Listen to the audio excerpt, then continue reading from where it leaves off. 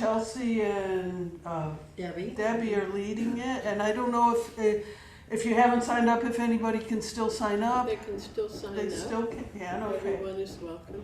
Great, and this meeting's being recorded, that's okay. And then Chris is still in Vietnam, and I'm not sure exactly when she comes back. 10th. On the 10th, which I don't know that she'll be here, but she'll be No, back so next week, in the US. she won't be giving the talks next week. Well, she might be on Thursday. I think she's on Thursday. Tuesday she's not. I forget who's doing that one, I'm sorry. Erica. But thank goodness you're here, Gretchen. Yes. And yes, Erica again, so wonderful. Okay, and here comes Debbie, she'll come in. Do I have any other announcements? I don't think so. Just in time, Debbie. Good to see you. Good to see you, welcome. We're just ready to do, I think, the before lecture chant. Yep. Or names. What? Names. Oh, names, I forgot. See, I knew I'd forget something. Mary Ann. Becky, Susan, Ellen, Marilyn, Juliet, Debbie, Beth, Lainey, Gretchen. And on screen, I see Wayne, Morgan, Joe, Marcia, Patty, Christine, Constance, Barbara, Romaine, and Deborah. So, welcome everybody. And now the before lecture Yes. chant. And unsurpassed, penetrating and perfect Dharma is rarely met with, even 100,000 million kalpas, having it to see and listen to remember and accept. I vow to taste the truth of the Tathagata's words. So let me put my little timer on, keep me, on track. Okay, good. So we're continuing with more from the heart of the Buddha's teaching, Thich Nhat Hanh, and we're on, this is chapter 21, called The Three Jewels. And I think it's interesting to think about why Thich Nhat Hanh chose that title for this particular chapter. Because he could have called it The Three Refuges, or The Triple Treasure, or Taking Refuge in Buddha, Dharma, and Sangha. Because that's what the three jewels is, another way of saying all of those things. But he said the three jewels. And I think it's because he wants us to think of the image of a jewel. Of one jewel and maybe one in three, sort of. And you know how you look at a jewel one way and the light hits it and you get one aspect of it, and then there's so many facets. You turn it and whoa, I see something else, and then turn it, whoa. And so I think that's why he wants us to really contemplate this image of the three jewels when we're thinking about the refuges, the refuge in Buddha, Dharma, and Sangha. And what he's going to do in this chapter, and what I've tried to get my mind around and bring to you, is he's gonna say some stuff, and we'll talk about it, and then he's gonna turn the jewel and bring up another facet of the triple treasure of taking refuge in Buddha, Dharma, and Sangha. And then he may turn it again, so we see another facet of it. So just let that image of the three jewels really be alive in you. And since it's Thich Nhat Hanh, he always wants us to feel this with our whole bodies and our whole imaginations. Well, the first part of the chapter talks about taking refuge. And I found myself using my imagination and wondering, and I'd like you to wonder about what taking refuge might mean to you. But I was wondering, what did it mean to those people in the time of the Buddha, right? The Buddha's just this guy, he's had this experience, right? And people start coming to him. And then in a lot of the sutras, if you read them, which I haven't read tons, but what I've read, is a person will come up and they'll bow to him. They'll take take refuge in Buddha, Dharma, and Sangha, and sit down to his side and then listen. So I'm thinking, well, what did that mean to them? Now I'm making this up. I want you to make it up for yourself, but this is my imagining, is that they weren't taking refuge in Buddha, the person, Gautama Buddha. That wasn't it. I think they were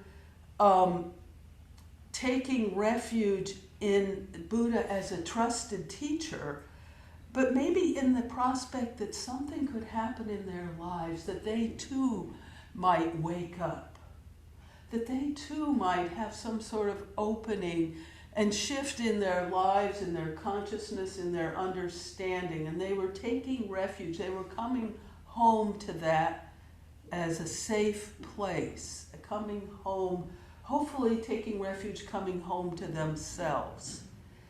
And then I was thinking about, well, what does taking refuge in this... Well, before I go on to Dharma and Sangha, I have a sidebar here because I was wondering about the meaning of the word Buddha. And we kind of know it means awakening, but I wanted to see what Thich Nhat Hanh had to say, and he didn't speak of it in this chapter, so I went to another chapter in the book. There's an index, and I found information. And Thich Nhat Hanh says, the appellation Buddha comes from the root of the verb bud, B-U-D-H, so Buddha, basically, which means to wake up, to understand, to know what is happening in the very moment, right now, in a really deep way. In knowing, understanding, understanding and waking up to reality, there is mindfulness. Because mindfulness means seeing and knowing what is happening in each of us. Now, Thich Nhat Hanh always uses that word, mindfulness. So he's telling us it means seeing and knowing what is happening in each of us. The seed of Buddha, the capacity to wake up and understand, is called Buddha nature. It's the seed of mindfulness, the awareness of what is happening in the present moment. He's saying that seed of mindfulness, Buddha nature, part of awakening is to know that Buddha nature is us. It is us. We are Buddha nature. And he wants us to really take in that is our capacity to live from that moment, that's what waking up means. And so perhaps that's what those early Buddhists were hoping for, to take refuge in. Well, now back to my imagining. And I'm imagining them taking refuge in the Dharma. Sort of the teachings. Buddha was giving teachings. He was saying, this is the way, these are the Four Noble Truths, the Eightfold Path. And he had stories and said, and meditation is part of it. And so they were coming to hear a way that they might follow. And then they were coming and taking refuge in a community, in the Sangha, a community where they could really feel safe and whole. And we do all of that ourselves. We do all of that. That's what this is about. So I want you to just think for a moment, what does taking refuge mean to you? Don't say it, but just imagine. We all come here and take refuge. What does that mean to you? Thich Nhat Hanh says in the chapter, it's coming to a place that's safe, to something that we can rely on. You know, I can't rely on chocolate. I can't rely on certain foods, or maybe I can't rely on the world to be always as I want it to be, but it's coming back to something, taking refuge is coming back to something really deep that we can rely on. My sense of it is coming home to something nourishing, where I feel nurtured and supported, and where I can risk being curious about things arising in myself, things maybe I don't like to see, that I don't like to notice, but I can risk seeing them because I know in taking refuge and coming, for me, part of it is coming to my cushion, I'm going to be held. No matter what the difficulty, I can come there and be held. When I was before I'd taken Jukai, or anything, I felt a really strong compulsion or desire to take refuge. I knew I needed to take that vow, to take refuge. I just needed to give myself that. Well, think about for a moment, because Thich Nhat Hanh asks us to in the chapter also, what brought you to practice? I mean, often people come because they're suffering in some way or another. Their life isn't working right or whatever. That's one reason. I wouldn't say that's my primary reason. Some people come because they feel a real longing. And they don't know what it's for, perhaps, but a longing to connect spiritually or in some other way. And some people come because they want to express their devotion. For myself, I'd say it's a combination of that longing and devotion. For me, personally, and for you it'll be different, but coming and taking refuge is a devotional practice, something I give myself to it over and over. And that's really important to me. Well, Thich Nhat Hanh reminds us that the Buddha encouraged his followers to sit down, take refuge, and see for themselves if the practice is really going to work. Does this help you? He doesn't say, believe me. He says, do it. Practice. Enter in. Now, in the chapter, this is interesting because Thich Nhat Hanh really emphasizes this aspect of the jewel. And he says, you enter in, and then the fruit of practice is, it's faith. That's the word he used.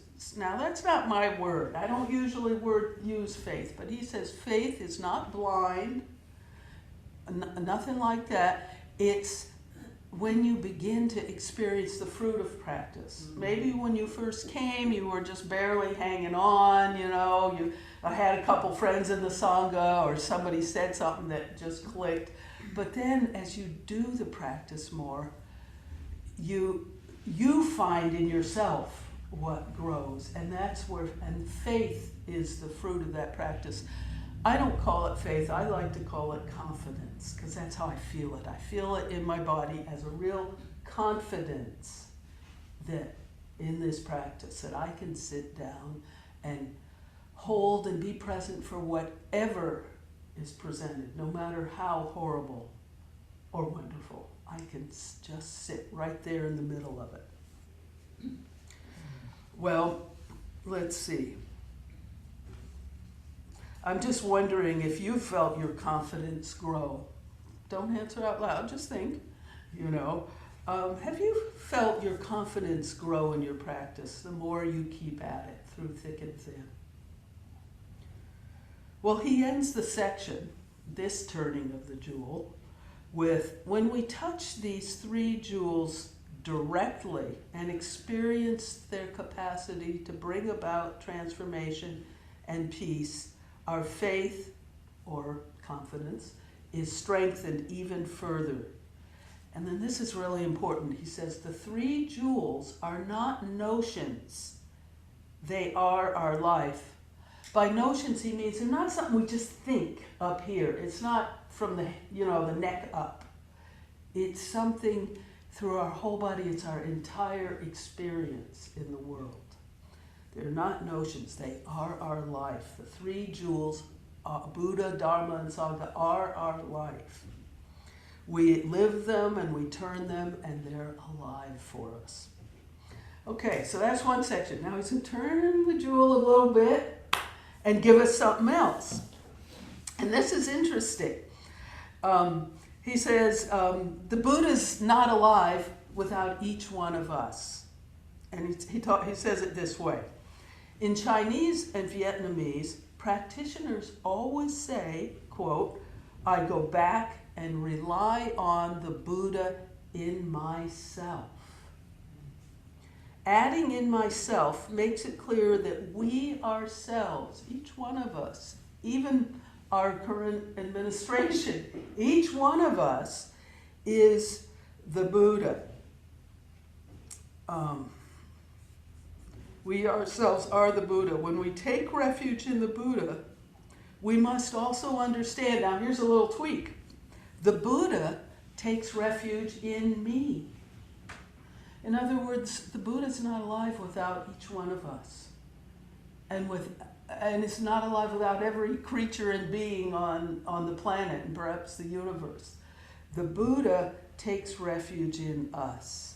The Buddha needs our willingness to meet each moment, needs our eyes, our ears, our senses, our listening, our feeling each moment as best we can, just in a sensory way. It needs our hearts and our minds. The Buddha needs us and takes refuge in us. We are the Buddha's life in the world. And then he wants to give us a little verse to help us understand this a little more. So he says, and he also equates it to the earth. He says, I entrust myself to earth. Earth entrusts herself to me. I entrust myself to Buddha. Buddha entrusts herself to me. And he suggests you might want to repeat that a lot. But what he means by earth entrusts herself to us, he means like maybe we plant a seed, a plant grows, the earth is feeding that. But then the whole life cycle happens. The seed, the plant dies, the leaves fall and return minerals back to the earth. And so the earth is receiving back. It's reciprocal. This whole thing is reciprocal. And that's important regarding Buddha nature. It's not just something out there. It's reciprocal.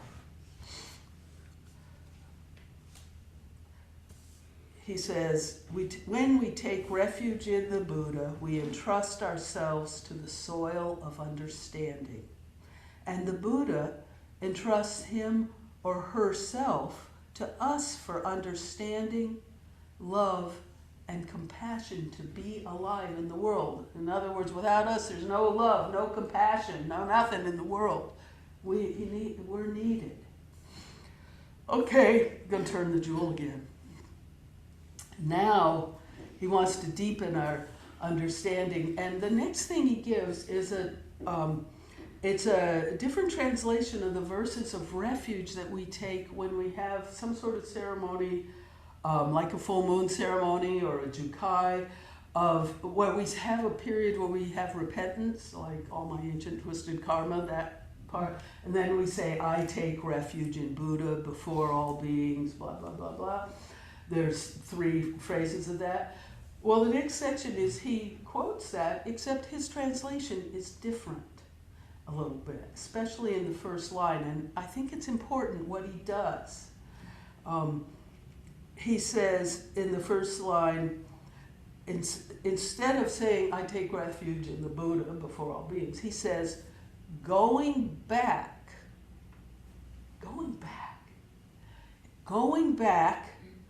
taking refuge in the Buddha in myself. So for me, that made me really feel, going back, Dogen, take the backward step. Every moment, wherever I am, if I'm driving, walking, if I'm reading the paper and getting pissed off, whatever it is, Going back, take that backward step. I can take refuge in the Buddha in myself. What is, I can settle, what is that wide, larger understanding? So he's saying, going back, taking refuge in the Buddha in ourselves. Then he says, I vow together with all beings to realize the great way in order to give rise to to the highest mind, or bodhicitta. Well, I thought, gee, that's pretty. What's the great way mean? We talk about the Buddha way, but this is the great way. What's he talking about here? So I had to go to Google. Thank God for Google, you know. I Googled it, and the great way is a phrase in a whole nother sutra, another thing that I'm not going to talk about, but I found a great article by John Dido Lurie from 2009 in Lion's Roar, 2009. And he said, the great way refers to the metaphor of the diamond net of Indra. Everything throughout space and time is interconnected. And at each connection, at each point, is a diamond. We talked about this last time I talked, but now we have the image, it's a diamond. Is a diamond that reflects every other diamond. So that in this vast net, each diamond contains every other diamond. This is one thing, all things, moving among and intermingling without distinction. The diamond net is the unfailing source of life. And bodhicitta, you know, when we're connected to that, then we're connected to bodhicitta. We're able to cultivate this awakened mind for the benefit of all beings. We're not just locked in our little selves, you know, but we realize this deep interconnection. So then the other two phrases are phrased similarly. Going back, you know, take that backward step, taking refuge in the Dharma in myself. Well, the Dharma in myself, maybe that's what our understanding of the teachings, maybe it's our meeting every moment. It's our practicing the precepts and everything that we grow through in our relationships through practicing the precepts and through our failures too. We come back, we take refuge not just in the outer Dharma, but in that Dharma as we practice it in ourselves. And then he says, going back, taking refuge in the Sangha, in myself. You know, I think about the Sangha as outside, right? But think about, what is a Sangha inside yourself? I think of it as maybe it could be my vision or understanding of what a caring community is, but I also, as I thought about it more, and I invite you to think about these questions, what is that inside you? I thought, well, it's sort of the capacities I have to open to another person or a situation or a rock or a tree, and maybe I don't understand that other person, but there's a sense of community. I can come back to a sense of community with all things within myself. You find your own way of thinking about it. But that's what he says we're doing. We're taking refuge in the Sangha in ourselves. Well, his emphasis on this is really important. We return to our deep hearts, to conscious breathing, and to all parts of our being working in harmony. Well, now we're going to turn the jewel again, a little bit more. He says, walking, breathing, sitting and eating mindfully are all ways to take refuge. And we've come across that word mindfully already, and he said some things, but I wonder what it means to you.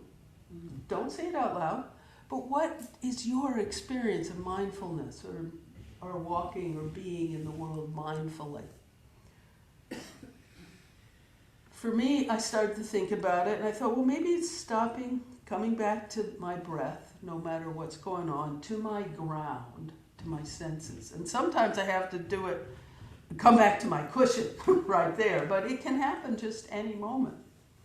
I also got to thinking, I think that mindfulness is the capacity to see the absolute in the particular, like in a flower, or in you or me.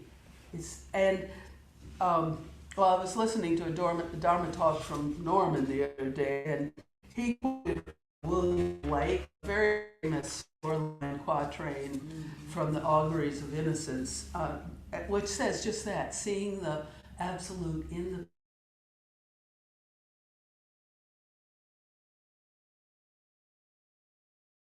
to see a world in grain of sand and heaven wildflower, to hold infinity in the palm of your hand and eternity in an hour. We see, we experience the absolute in each particular moment of our lives.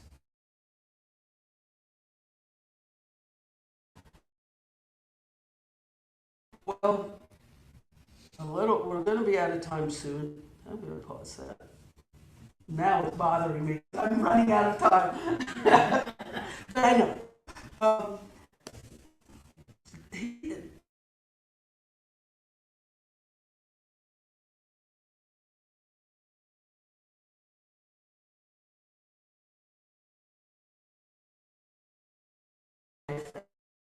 Each of our lives in practice.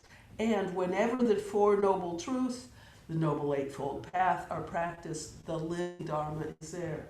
So in other words, when we practice the learning, learning stuff, practice the Four Noble Truths, practice our precepts. It's part of why Zen focuses so much on precepts. It's practicing the precepts. That is the teaching of how we relate one to another and to all beings. What does he mean, Thich Nhat Hanh, by Sangha? Here's a phrase he uses. He says, Sangha is the fourfold community of monks, that's onefold, nuns, laymen, and laywomen. So when he says fourfold community, that's what he means. It means basically everybody. Yeah. As well as the other elements that support our practice. Our cushion, that's part of your Sangha. Our walking meditation path, the sky, the flowers.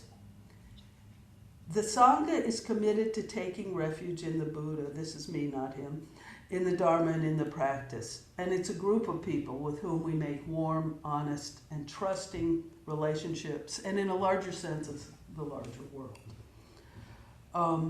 And just a moment on Sangha, I want to say, please read the Dharma Heart Zen newsletter, the newest one. It's fabulous. I mean, really, read all the articles, what we're doing, we're our Sangha. It's very supportive, and we're connecting with the larger world.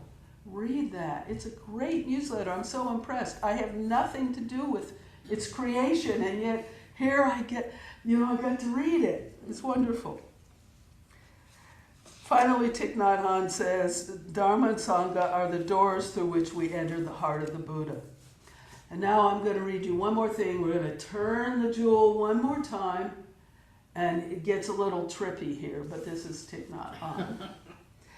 Looking into any of the three jewels, you see the other two. Buddha, Dharma, and Sangha inter-are.